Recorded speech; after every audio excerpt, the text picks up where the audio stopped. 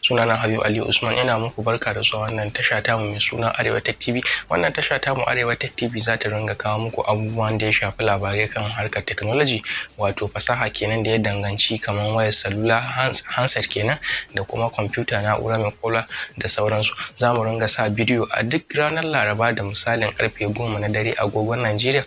Don haka sai ku duba, sannan kada ku manta ku danna subscribe button, sannan ku danna ƙararrawar nan da ke gefe duk lokacin da muka sa bidiyo, domin ku samu sakon ko karta kwana sai ku kalla. Sannan kuna iya following dina a social media handles dina, kuma kuna iya following din Arewa Tech TV a social media handles ɗinka.